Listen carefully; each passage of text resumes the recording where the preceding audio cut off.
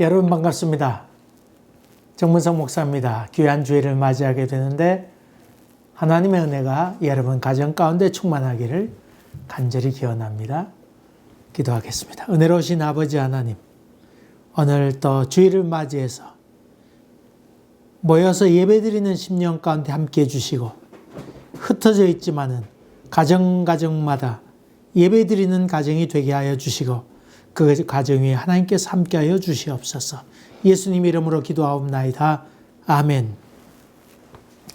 오늘 여러분과 같이 나눌 하나님의 말씀은 마태복음 21장 12절부터 17절까지입니다. 제가 봉독하겠습니다. 예수께서 성전에 들어가사 성전 안에서 매매하는 모든 사람들을 내쫓으시며 돈 바꾸는 사람들의 상과 비둘기 파는 사람들의 의자를 둘러엎으시고 그들에게 이르시되 기록된 바 내 집은 기도하는 집이라 일컬음을 받으리라 하였거늘 너희는 강도의 소굴을 만드는도다 하시니라. 맹인과 저는 자들이 성전에서 예수께 나오매 고쳐주시니 대제사장들과 서기관들이 예수께서 하시는 이상한 일과 또 성전에서 소리질러 호산나 다윗의 자손이여 하는 어린이들을 보고 노하여 예수께 말하되 그들이 하는 말을 듣느냐? 예수께서 이르시되 그렇다. 어린 나귀와 젖먹이들의 입에서 나오는 찬미를 온전하게 하셨나이다 함을 너희가 읽어본 일이 없느냐 하시고 그들을 떠나 성 밖으로 베다니에 가서 거기서 유하시니라. 아멘. 옛날 영어 배우러 갔던 때가 기억납니다. 문고판 책을 읽고는 그것을 나와서 서로 대화하고 그 다음 나중에 발표하는 것인데 제가 그때 읽었던 것들 중에 하나는 프랑켄스타인이라고 하는 것 하나고 또 하나는 지킬 박사와 하이드라고 하는 그 로버트 스티븐슨이라고 하는 사람이 쓴 지킬 박사와 하이드라고 하는 책이 있었습니다. 그 지킬 박사와 하이드는 두 얼굴의 사람을 얘기하고 있지요. 길거리에서 한 소녀가 폭행을 당하게 되는데 그것을 어떤 사람이 보고는 달려가서 만류하게 됩니다. 근데 그 폭력을 행했던 사람은 아무렇지도 않게 태연한 모습으로 얘기하면서 어떻게 변상하면 되겠느냐고 그러면서 체크를 이렇게 써주게 되는데 거기 체크를 받은 사람의 이름을 보니까 나중에 이상하게 신고하게 되는데 보았더니 지킬 박사의 이름이 거기 있는 그런 장면으로 시작됩니다. 그리고는 1년 후에 살해 사건이 이렇게 나오게 되는데 도무지 살해한 사람을 찾을 수가 없다고 하는 것입니다. 이 지킬 박사는 어릴 때 자기 몸에 악이 있다고 하는 것을 알게 돼서 언젠가 내가 좀 이렇게 연구를 해서 악을 제하는 약을 발견해야 되겠다. 그렇게 생각하게 됩니다만 어쨌든 악을 분해하는 그런 약을 만들게 되는데 점점점 이 강도를 높여가면서 약을 취하게 되지만은 이 강도를 강하게 해도 혈액이 이렇게 많이 없게 됩니다. 그리고 이 점점 악이 그 마음 가운데 작용하는 시간이 좀 많아지게 되고 돌아오려고 할 때 선으로 원래 모습으로 돌아오려고 약을 먹어도 약 효과가 그렇게 잘 받지 않습니다. 그 약을 발견하지도 못합니다. 결국 그로 인해서 맨 마지막 부분에 내 기억에 오래돼서 기억이 잊어버렸습니다만은 마지막에 그 하이드가 그 악의 화신이었던 하이드가 그만 악으로 인해서 죽고 마는 장면. 인간 안에 두 성품이 있는 이야기를 이렇게 쭉 얘기하게 되지요. 한 사람인데 두 성품의 두 얼굴을 가진 사람, 그런 모습을 볼 수 있죠. 여러분 두 얼굴의 사람, 이중인격을 야누스의 얼굴이라 그렇게 얘기하지요.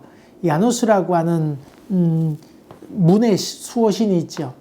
문하고 성하고 수호신이 있는데 그 야누스라고 하는 겁니다. 이 앞으로 들어갈 때 얼굴하고 또 거기서 나올 때하고 같은 문이지만은 모습이 다르다 그 말이죠.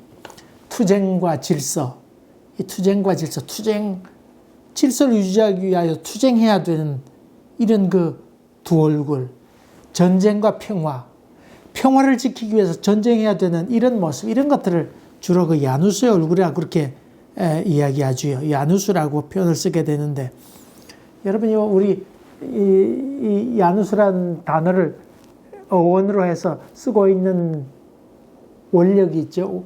1월, 2월, 3월, 4월 있는데 제뉴얼이, 영어의 제뉴얼이 1월이라고 하는 말은 야누스의 달이다 그런 말이죠. 제뉴얼이란 말이 야누스에서 이렇게 나왔습니다. 두 얼굴, 이중인격 그렇게 불리는 것이 바로 그 야누스입니다. 야누스.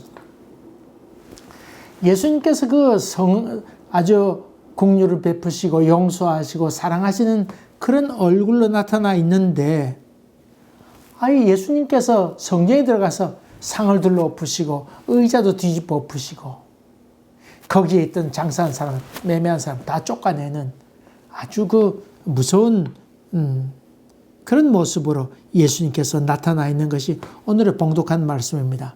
요즘 같았으면 아마 그 셀폰으로 예수님께서 하신 장면을 찍고는 그것을 유튜브에 올리면서 아이고 예수님이 착한 사람인 줄 알았는데 글쎄 상을 다 둘러 엎었다. 그래서 화제가 될 만한 그런 사건이라 볼 수 있습니다. 예수를 향해서 위선자라고 얘기할 수 있는 그런 장면이라고 볼 수가 있겠습니다만은, 오늘 본문으로 조금 더 들어가 봅시다. 예수님께서 예루살렘에 가셔서 성전에 이르게 됩니다.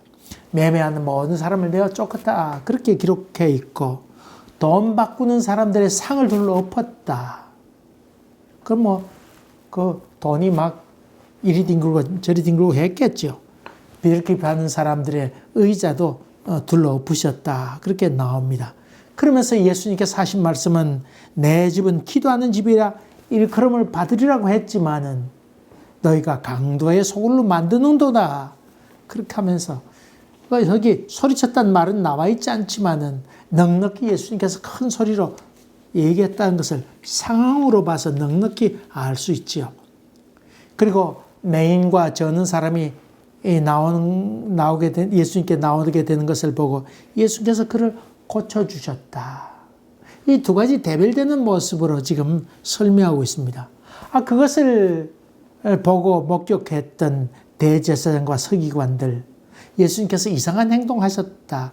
첫째로는 성전에서 매매한 사람 다 쫓아내고 상을 둘러엎고 하는 장면을 보았고, 또 이상한 장면이라고 하는 것은 예수님께서 병든 자를 고치는 이적과 기사 행하는 장면, 이것을 다 포함하고 있겠지요. 저런 사람이 어떻게 또 저렇게 예수님께서 또 병자를 고치시는가. 그러면서 어린이들이 소리치면서 호산나 다윗의 자손이여 그렇게 소리치는 그런 장면을 보면서 이 대제사장과 서기관은 노를 바라게 됩니다. 그 예수님께서 노했다고 하는 얘기와 대제사장과 서기관들이 노했다고 하는 이야기를 대별해서 이렇게 얘기하고 있지요. 이때 예수님께서 어린 나이와 젖먹이의 입에서 나오는 찬미를 온전케 하셨다는 말을 너희가 읽어본 적이 없느냐? 그렇게 얘기하시면서 예수님께서 성에서 나와서 베다니로 향하여 가셨다. 흔히 집에서 우리 아버지가 자식들에게 큰 소리로 책망하면 자식들이 아이고 잘못했습니다 조용히 이렇게 듣기보다는, 옛날에는 그렇게 배웠잖아요. 근데 요즘은 왜 아버지가 큰 소리로 얘기하냐고, 조용히 얘기하시면 되지, 그렇게 대드는 경우가 대부분 많이 있죠. 조용히 해야 될 이 바로 성전에서 예수님께서 상을 둘러 엎으시고 아마도 큰 소리로 책망하신 것 같은데, 혹시 분노 조절 장애가 있는 것 아닐까? 예수님께서는 긍휼을 베풀고 용서를 할 때 7번에 70번씩 하라고 그렇게 말씀하신 분이 어떻게 상을 엎을 수가 있는가? 아마 더 상황을 본다 그러면 대제사장과 서기관들이 사실 좀 결탁해 있었거든요. 그 사람들이 말릴 겨를도 없었고 손쓸 겨를이 아마 없었던 그런 상황인 것 같습니다. 도대체 이 성전에 무슨 일이 있었던 것일까요? 예루살렘 성전에는 뜰이 여러 개로 나누어져 있었습니다. 이방인들도 들어갈 수 있는 이방인의 뜰이 있었고, 또 여인들만 들어갈 수 있는 여인들이 들어갈 허락된 그런 곳이 있었고, 또 유대인의 뜰이 있었고, 그 안에는 대제사장만 들어갈 수 있는 그런 곳이 분리되어 있었습니다. 근데 이방인들의 뜰에는 일부 장사하는 사람들도 상거래를 할 수 있도록 그렇게 허락된 듯 합니다. 멀리서 제사 드리러 오는 사람들이 있었는데 이 사람들의 편의를 위해서 비둘기 파는 사람도 거기에 들어올 수 있게 허락했고, 돈 바꾸는 사람도 거기에 들어올 수 있도록 했습니다.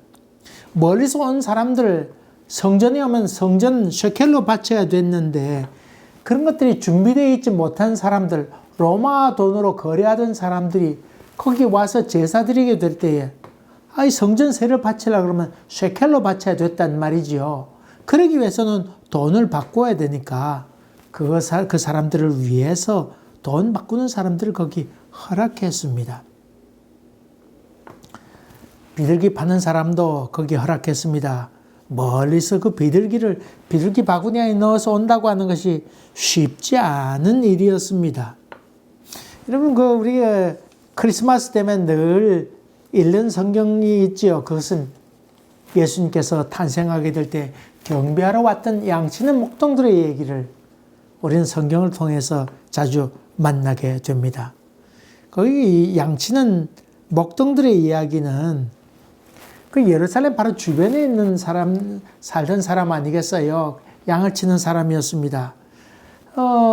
명절을 당해서 양을 바치려고 이렇게 집에서 갖고 오게 되면 먼 길을 오다 보면 이 양떼들이 발목이 다치거나 어떻게 부상을 입거나 그렇게 되면 이 제사장 앞에 가서 허락을 맡아야 되는데 흠 있는 것은 바치지 못하잖아요.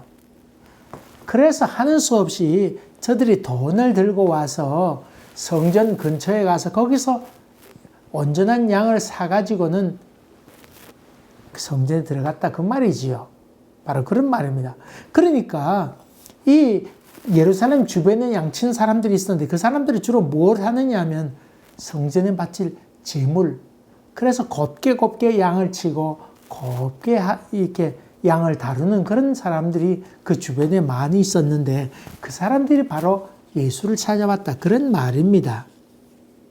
다시 말하면 이 명절을 당해서 오늘 명절이면 오늘 양을 다 팔고는 그 다음에 바로 또 새끼부터 키워가지고는 그 다음 명절이 되게 되면 만 1년 된 양이잖아요.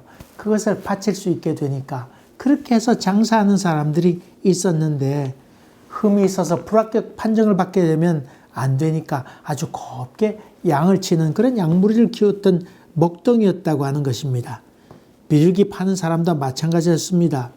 이렇게 해서 양을 치고 또 비둘기 파는 사람들 양을 팔고 또 비둘기 파는 사람들이 그 성전 주변에 많이 성전 안에 있었다고 하는 이야기입니다. 처음에는 저들의 편의를 위해서 또 적당한 장사하니까 이득은 봐야 될 것 아니에요. 장사라고 하는 것이 이득을 보는 것이 목적인데 그렇게 해서 장사를 하도록 허락해 주었습니다마는 점점 시간이 지나면서 저들은 비싼 값에 그것을 팔았습니다. 멀리서 왔지만은 제사 드리러 왔는데 물건 안 살 수 없잖아요. 그러니까 하는 수 없이 비싼 돈을 주고서라도 그것을 사지 아니하면 않을 수 없었다고 하는 것입니다. 돈 바꾸는 것도 마찬가지였습니다. 셰켈로 바치려면 안 바꿀 수 없는 일이었지요. 미리 멀리서부터 바꾸어서 온 사람은 괜찮지만 그렇지 않은 사람은 비싼 값을 치르고라도 돈을 바꾸지 아니하면 안 되었다고 하는 것입니다. 여기에 대해서 순례객들은 멀리 와서 그 먼 거리를 하나님께 제사 드리겠다고 하는 마음으로 주님 만나겠다고 하는 간절한 마음으로 왔는데 마음이 크게 상해서 그것을 부당하게 구입하고는 돌아가는 일이 있었다고 하는 것입니다. 여러분 이게 이렇게 생각해 보면 아마 쉽게 이해가 되리라 생각합니다. 우리가 아주 좋은 관광지에 갔습니다. 거기 가서 관광지에 가서 이것저것 물건을 좀 구입해 보려고 그렇게 했는데 막상 가서 보니까 너무 물가가 비쌌어요. 시내에서 파는 것보다 몇 배 이득을 취하게 될 때 그것 때문에 마음 상해서 관광의 기분을 잡쳤다 그렇게 얘기하기도 하고 또 그것을 어디에 항해하는 곳에 올려서 좀 시정해 달라고 요구하는 경우도 있습니다만은 이 엄청난 바가지 요금이 있는 것처럼 이게 바로 성전 안에서도 그런 일이 있었다고 하는 것입니다. 예수님께서 분노하신 이유는 바로 이 성전을 강도의 소굴로 만들었다고 하는 것, 부당한 폭리를 취해서 아주 그 사람들의 마음을 아주 상하게 하는 그런 현장을 예수님께서 목격하게 되었다고 하는 것이고 그것으로 인해서 순례객들이 정말 진정과 신령으로 하나님께 예배드려야 됐었는데 그 일로 말미암아 마음이 너무 상하게 되어서 하나님 앞에 참으로 예배드리지 못하게 된 일이 있었다고 하는 것입니다. 이 장면을 보면서 만일 지금 예수님께서 이 땅에 우리 교회에 오신다고 하면 예수님은 뭐라고 하실까? 그런 생각을 했습니다. 몇 년 전에 어떤 책을 보았는데 미국의 어떤 큰 교회에 담임 목사가 부임하게 되었습니다. 이 담임 목사가 좀 짓궂은 면이 있었는데 미리 일찍 와가지고 한 2주 정도 일찍 와가지고는 옷차림 거지 차림으로 하고는 변장해서 그 교회 앞을 서성거리기도 하고 그 주위를 돌게 되었습니다. 주일날 허름한 옷을 입고 그 교회로 오게 되었는데 거기 수많은 사람들이 옷도 멋지게 차려입고 다들 미국 같은 데는 다 애들도 넥타이 묶고는 그렇게 교회 오잖아요. 다들 말끔하게 잘 차려입고는 이렇게 교회에 다 오는데 자기의 허름한 옷을 입고 왔더니 누구 하나 말을 걸거나 반기거나 안내해준 사람이 아무도 없었습니다. 소위 부자들만의 교회였습니다. 그리고 설교를 들으면서도 마음 둘 곳이 도무지 없었습니다. 또 선교하는 그런 회의하는 장소에 가게 되었는데 선교하는 것도 보여주기 위한 그런 것이었고 그러면서 그가 느꼈던 것은 과연 이 교회에 주님은 계실 수 있는가 여기에 대해서 깊이 생각하게 됩니다. 그러면서 어떻게 내가 목회해야 될 것인가 하는 생각을 다시금 하게 되었다. 그런 글을 읽은 적이 있습니다. 수년 전에 저희 어머님 장례식을 했는데 그때 우리 친구들이 또 예배 후에 저녁에 이렇게 왔었습니다. 중고등학교 때 교회에서 자란 친구들이 서울에 아주 있었는데 노래했다 그러면 3부로 이렇게 쭉 나오는 그런 아주 노래도 잘하는 한 친구는 사실 음악했어요. 전공해서 학교 음악 선생님으로 했고 또 한 친구 아주 베이스를 잘하는 친구 한 친구 있었는데 이 친구는 또 장로 아들입니다. 하나는 집사 아들인데 장로가 되어 있었고 이 장로 아들은 얘기 들어보니까 교회를 안 나간다는 겁니다. 왜 그랬냐고 그랬더니 자기가 몇몇 교회에 다녀봤는데 도무지 갈 마음이 생기지 않더라는 겁니다. 교회 건물은 좋고 시설은 참 대단한데 모든 것이 사무적이고 기계적이고 또 세습으로 혈안이 돼 있고 또 교회 정치하고 교회 안에 서로 싸움질하는 장면을 목격하게 되자 과연 내가 여기 다녀야 되겠는가 깊은 회의를 하게 되고 그 이후로는 교회의 발을 끊었다고 하는 이야기를 들을 때 참 목사인 제가 얘기를 들을 때 마음이 너무 아팠습니다. 그래도 어쨌든 얘기하면서 야, 세상은 그래도 교회는 그래도 내가 신앙은 지켜야 될 것 아니냐고 그렇게 해서 다시금 교회 나가도록 권면했는데 여기 와서 소식을 들으니 교회를 잘 지금은 다닌다고 하는 얘기를 들었습니다. 설사 그런 일이 있더라도 그래도 잘 다녀야 되겠다. 그런 마음을 가지라고. 이 땅에 사는 동안은 뭔가 다 부족한데 그것을 다 만족시킬 수 있는 것이 없다고 하는 얘기를 했습니다. 교회가 외형적으로 편리하게 잘 만드는 것도 필요한 일입니다. 그래서 편의시설을 위해서 교회에 빚을 내서라도 교회를 잘 지으려고 하고 또 땅을 사기에 급급하는 그런 것도 있습니다. 교회 또 유지를 하기 위해서 온갖 방법을 다 동원하고 프로그램도 연구합니다. 그래서 사실은 그 편의시설 잘 갖추는 것도 좋은 일이지만은 그러나 그것이 도를 넘어서서 그것 유지하기 위하여 경영의 수완을 도입해야 되고 기업 운영하듯이 교회도 그렇게 해야 되는 일이 우리 가운데 있게 됐다고 하는 것입니다. 물론 조직화되면 유지를 위해서 방법도 연구해야 됩니다. 또 구성원들이 그것을 책임져야 됩니다만은 그런 어떤 야망을 위해서 어떤 목표를 과하게 정해서 그것을 성취하기에 급급하다고 하면 교회는 생명력을 잃어버리기 쉽습니다. 또 어떤 정치적인 야망이나 성취욕이 앞서게 될 때 교회는 죽은 교회가 되기 쉽습니다. 교회는 하나님을 만나는 그런 곳입니다.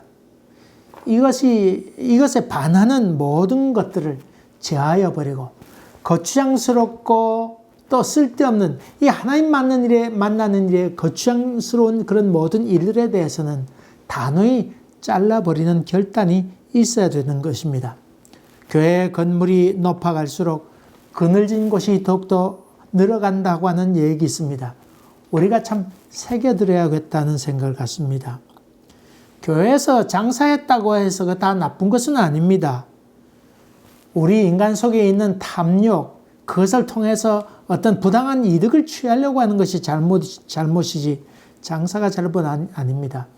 여러분 여러 일로 인해서 주중에 어디 갈 수 없는 그런 사람을 위해서 교회에서 좋은 서적을 파는 경우도 있습니다. 또 예전에 그 촌에 있는 교회에서 도시에 있는 교회들에게 농산물 직거래 해달라고 그런 요청을 했습니다. 중간 상인을 여러 번 겹치는 동안에 이 농사 짓는 사람들의 소득으로 다 가지 못해서 중간 상인들이 다 먹게 됨으로 말미암아 정말 농사 짓는 사람들은 정말 어렵다고 하는 이야기를 하면서 교회에 그것을 부탁했습니다. 그래서 교회에서 금요일 구역장 회의할 때나 그럴 때 그 사람들이 농산물을 갖고 와서 구역장 모임 후에 그것을 팔 수 있도록 그렇게 조치도 취해진 적이 있습니다.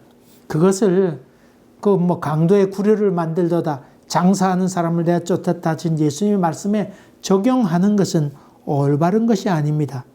농촌에 있는 사람들을 위해서 저들의 편의를 위해서 그 다음에 저들의 수익을 위해서 편의를 봐주는 것 이런 것은 오히려 교회에서 장려해야 될 일이라 그렇게 생각합니다. 좋은 시설을 잘 만들어서 우리 좋은 신앙교육을 하기 위해서 준비를 하는 것도 얼마나 좋은 일입니까? 그러나 지나치게 될 때 그것이 문제가 되기 쉽다고 하는 것입니다.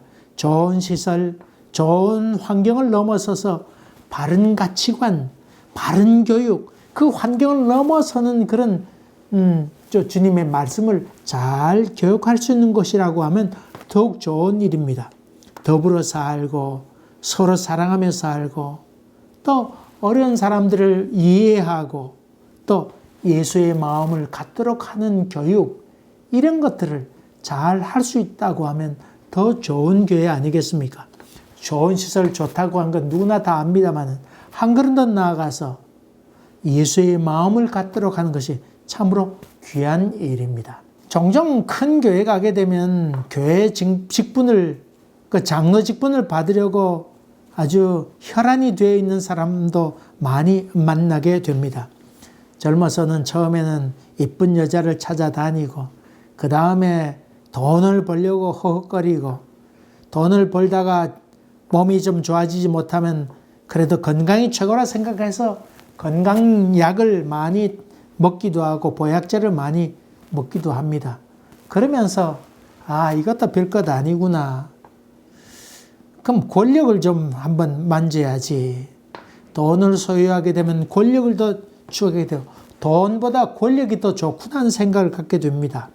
그리고 그 권력을 추구하면서 더 높은 명예를 얻으려고 그렇게 애씁니다. 그래서 정치를 하고 또 다른 명예를 얻으려고 하는데 특별히 이 좋은 명예 가운데는 성직이라고 하는 매력이 있는 것이 있습니다. 거룩함을 찾으려고 하는 것, 거룩함의 그 명예, 거기에 대한 생각을 하게 됩니다. 사람은 왜냐하면 궁극적으로 어떻게 살 건가 하는 생각을 하게 돼 있으니까. 그래서 교회 와서 어떤 장로가 되려고 애쓰는 사람들이 많이 나오게 돼 있습니다. 그래서 자기가 갖고 있는 돈이나 물질이나 아니면 권력을 이용해서 이 거룩한 성직, 그렇게 사려고 합니다. 중세 때는 그렇게 돈 있는 사람들이 그 신부나 그런 사람 가족과의 연분을 맺기 위해 부단히 애쓰게 되는데 이렇게 돈이나 권력으로 그런 것을 사려고 할 때 그것이 추하게 되기 쉽다고 하는 것입니다. 이 직분이라고 하는 것은 섬기기 위한 것인데 지난주에 말씀드린 것처럼 섬기기 위한 것인데 그것을 자기 마음대로 누리기 위해서 그것을 휘두르기 위해서 그렇게 한다 그러면 이 추한 것이 되기 쉽다고 하는 것입니다. 세습도 바로 여기에 속합니다. 이 추한 명예를 얻게 될 때에 참 부끄럽게 된다고 하는 겁니다. 그래서 흔히 큰 교회에서는 장로가 되려고 교회 주차장에 그 주차 지시봉 있잖아요. 빨간 거 앞에 달려있는 신호하는 붉은 봉을 들고 이렇게 주차 이렇게 앞에 나가서 아침 일찍부터 해서 주차 봉사한다고 합니다. 장로가 되기 위해서. 그리고 여러분 그 주차 지시하는 사람들이 구석진데 그렇게 신호하고 거기서 봉사하는 것 아니고 사람들이 제일 많이 오가는 곳에 서서 그것을 이렇게 지시해야 얼굴이 알려져서 장로가 된다고 하는 것입니다. 이게 공공연하게 그 안수집사님들 간에 대화하는 이야기이기도 합니다. 참 추하다고 하는 생각을 합니다. 어느 교회 장로다 그러면 상당히 목에 힘이 들어가지요. 또 어떤 사람들은 교회 장로가 되어서 자기 정치적인 이념을 펴고 또 정치적인 영향력을 넓히려고 하는 사람이 있고 그래서 자기의 어떤 정치 무대를 교회로 옮겨가는 그런 사람도 있습니다. 정치와 권력이 서로 상생하는 그런 경우도 많이 있습니다. 여러분 한국만 그런 것 아니고 미국도 그렇습니다. 이렇게 공동체 안에서 참 악취가 참 많이 나오는 그런 경우도 얼마나 많이 있습니까? 사실 교회 와서 보는 이런 그 추함 이런 것도 많지만은 사실 우리 개인적인 내적인 삶 가운데도 그런 장애도 얼마나 많이 있는지 모릅니다. 우리가 예배 드리는 것도 이런 잘못된 것들, 장애물들 이런 것들을 제거하고 하나님 만나기 위함인데 늘 우리는 이 하나님 앞에 매일매일 삶 가운데 예수라면 어떻게 하셨을까 하는 물음을 부단히 해야 된다고 하는 것입니다. 조금 전에 그 예수라면 어떻게 하셨을까? 찰스 쉘돈이라고 하는 사람이 쓴 그 책입니다만은, 그 참 재밌는 얘기가 나오죠. 레이몬드 제일 교회에 그 맥스웰 목사님이 있습니다. 근데 이분이 설교 준비하는 가운데에, 띵동띵동 벨 소리가 납니다. 예전 같았으면 아내가 나와서 그 사람을 맞이하고 자기는 설교 준비하고 있으니까 그렇게 안내를 했을 터인데, 그렇지 못해서 하는 수 없이 이 목사님이 나가서 사람을 맞이하게 됩니다. 보았더니 허름한 옷을 입은 사람인데 이곳에 와서 며칠 전에 왔는데 좀 일자리를 좀 구하는데 도저히 찾지 못했습니다. 그렇게 얘기해서 이 목사님이 지금은 여러 가지 바쁘니까 지금은 도와드릴 수가 없다고 그렇게 얘기하게 됩니다. 주일날 맞이하게 돼서 이제 설교를 하게 됩니다. 그때 설교 제목은 예수님을 따르자라고 하는 제목으로 설교를 하게 됩니다. 이 교회는 아주 찬양대도 대단히 아주 잘하는 찬양대였고 또 모두 다 아주 상당히 엘리트 교회였기 때문에 부와 지성으로 가득 찬 그런 교회여서 아주 옷차림도 대단했고 또 모두 다 이 지성적인 설교에 대해서 모두 흡족해 했습니다. 그렇게 설교를 마치고 이렇게 내려오려고 하는데 갑자기 어떤 한 방해꾼이 나타났습니다. 이렇게 보았더니 며칠 전에 왔던 바로 그 사람이었습니다. 이 사람이 턱 앞에 나오더니 난 술 취한 사람이 아닙니다. 내가 며칠 후면 죽을 것 같아서 내가 꼭 전하고자 하는 말이 있어서 여기 나왔습니다. 그렇게 이 허름한 옷을 입은 사람이 얘기합니다. 나는 사실 며칠 동안 여기 와서 일자리를 구하려고 했지만은 누구 하나 나에게 도움을 주는 사람이 없었습니다. 그러면서 나에게 동정하거나 또 위로하는 사람도 도무지 없었습니다.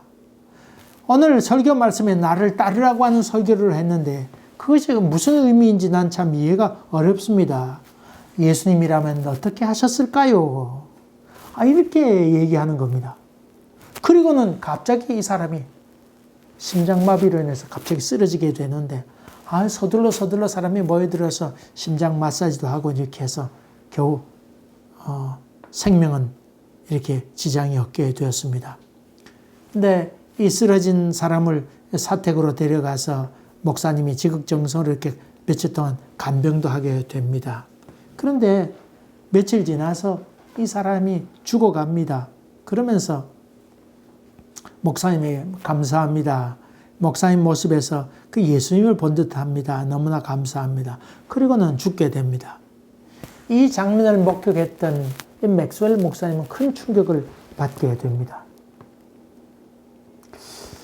그리고 자기의 목회를 다시금 되돌아봅니다. 그 다음 주에 그는 이전에는 원고를 보고는 이렇게 설교했지만은 그 강단에 서가지고는 여러분 예수님이라면 어떻게 하셨을까요? 그런 제목으로 거기에 이제부터 1년 동안 예수님이라면 어떻게 했을까 생각하고 1년 동안 살아보기로 작정했습니다. 저도 예외가 아니고 그렇게 살 것입니다. 원하는 사람은 여기 서명하세요. 그래서 서명했는데 50명 정도가 서명했습니다. 신문사 사장, 또 철도 회사원, 찬양대원이었던 레슬리 이런 사람들이 거기서 지원해서 모든 결정을 하게 될 때 예수님이라면 어떻게 했을까 하는 생각으로 결정하게 됩니다. 그리고 결과는 전혀 따지지 않기로 그렇게 결정을 보게 됩니다. 많은 손해를 감수하면서 광고했던 것, 또 술, 담배 광고했던 것도 취소하게 되고, 또 회사의 부정에 대해서도 또 말하게 되고, 찬양대원이었던 이 자매는 오페라 찬양대에 초청을 받게 됩니다마는, 그러나 거기 취직하도록 초청을 받게 됩니다마는 그걸 그만두고 빈민굴에서 찬양하는 이 일로 봉사하게 됩니다. 우리는 교회 유지하기 위해서 하는 일도 많습니다. 그것을 마치 예수님을 위해서 하는 일인 양 할 때도 많습니다. 그러나 여러분 한번 생각해 봅시다. 이것이 예수를 참으로 만나는 일인지, 그것이 만약 예수님이라면 어떻게 결정했을까 하는 생각으로 결정한다 그러면 여러분은 좋은 그리스도인이 될 수 있습니다.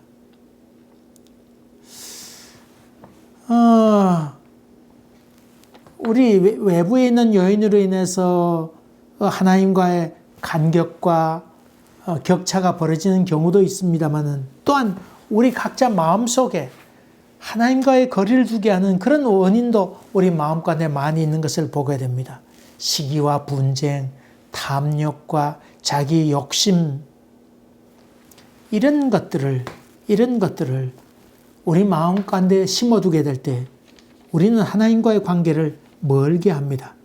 무엇보다도 큰 죄는, 여기서 나오는 큰 죄는 하나님의 이름으로 한 바로 자기 욕심을 채우는 것, 하나님의 이름으로 자기 욕심을 채우는 것, 이것이 바로 더 큰 죄이고 하나님의 이름을 망령되이 일컫는 일이라고 하는 것입니다. 여러분, 우리 속에 제거해야 될 것이 무엇인지를 날마다 기도하면서 그걸 하나하나 제거해가는 삶, 이것이 영성 있는 삶입니다. 예수님이라면 어떻게 선택할까? 자녀 교육도 그렇고 재산 증식하는 것도 그렇고 또 집 사는 문제나 모든 문제 결정하는 일에서 예수님이라면 어떻게 결정하셨을까 하는 마음으로, 하는 생각으로 여러분이 조심스럽게 결정해 나간다고 하면 주님이 얼마나 기뻐하실까. 그것이 주님을 만나는 일이고 성령이 우리 가운데 함께 임재했다고 하는 증거이기도 합니다. 이런 마음으로 믿음의 걸음을 한 걸음 한 걸음 조심스럽게 살아가는, 또 걸어가는 여러분 되시기를 주의 이름으로 간절히 기원합니다. 은혜로우신 아버지 하나님, 우리 심령 가운데 주님께서 마음비에 새겨주시되 예수님이라면 어떻게 결정할까, 이 마음으로 평생을 걸어가는 저희들 되도록 도와주시옵소서. 지금은 우리 주 예수 그리스도의 은혜와 하나님 아버지의 지극하신 사랑과 성령의 인도하심이 저희들 가운데 항상 함께 계시기를 간절히 축원하옵나이다. 아멘. 여러분 감사합니다. 또 뵙겠습니다.